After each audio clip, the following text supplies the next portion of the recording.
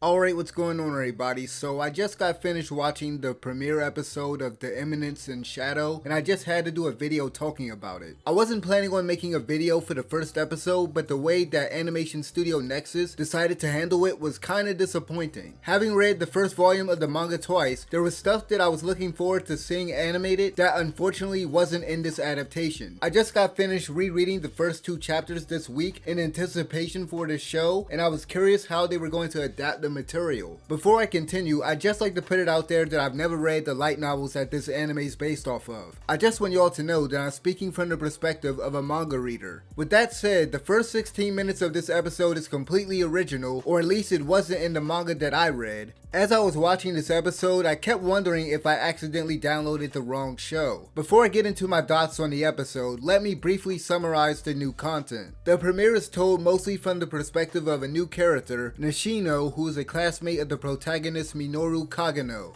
Nishino used to be a celebrity until an incident with a fan occurred, and now she lives every day pretending to be someone that will please those around her. We get a brief interaction with her and Minoru early on, showing how he barely pays attention to her. Later on, as Nishino walks home from school, she gets kidnapped for ransom money because of something with her father. While concealing his identity, Minoru fights the kidnappers and rescues her. After that, things return back to normal, but now Minoru remembers her at school. Soon after, Minoru gets hit by a truck, which we're told through a news report. Following that scene is where we get into the canon material from the manga and the light novel. The way the Nexus approached this episode is very much in line with how they initially promoted this series. It's been presented as this super serious dark isekai when it's actually very humorous. This episode doesn't prepare the audience for what this anime will be like now that Minoru has been isekai'd. I understand and appreciate what the studio was trying to accomplish with this episode and the way that they advertised this show. They're intentionally misleading the audience, almost like they're putting on an act, much like the protagonist of this series does. This episode was basically all set up for Minoru's character, which honestly could have been done a lot quicker if they stuck to the source material.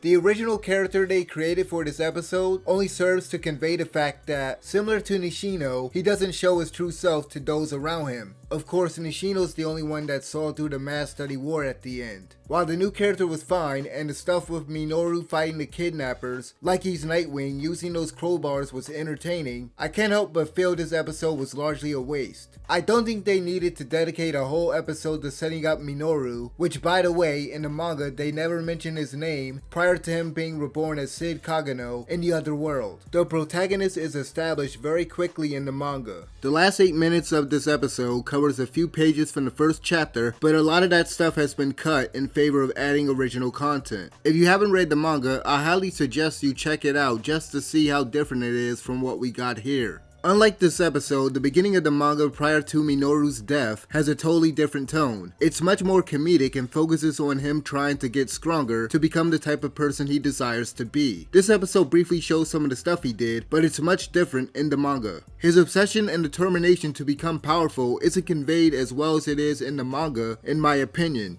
In the book, it showed how he desperately tried various things in pursuit of power. He eventually decided to try to learn magic through various methods like yoga or meditation. He went to extreme lengths to try to acquire the strength that he sought. In contrast, the anime shows that he stuck to normal means like mastering karate, boxing, and kendo. To give Nexus credit, they present Minoru's backstory very well, showing him going from a young kid to a teenager and then going through different scenarios much like in the manga. However, this segment is way more entertaining in the source material, especially the way his death is handled. A character getting isekai'd after getting hit by a truck is nothing new, it's a tired old trope, but the setup for it in the manga is great. Manga differences aside, the presentation for the episode was good. The animation for the fight scene was fluid, and I'm glad to see they're at least staying true to the manga by keeping the combat bloody. It was cool seeing Minoru show off his effectiveness with the crowbars. In the final scene of the episode, we got a glimpse of the town, as well as the members of Minoru's, or rather Sid's, made-up organization Shadow Garden. Everything looked good except those CG horses that stood out.